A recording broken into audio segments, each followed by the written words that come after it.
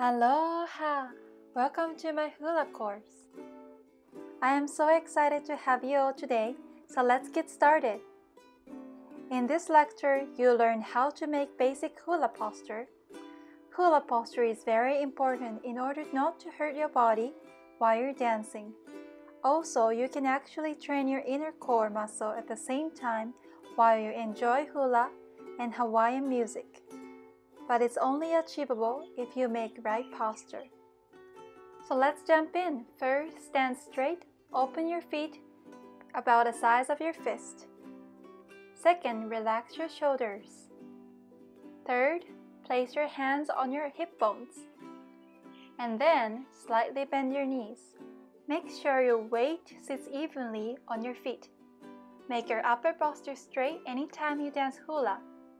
It looks like this if you see from your sides. This is bad example.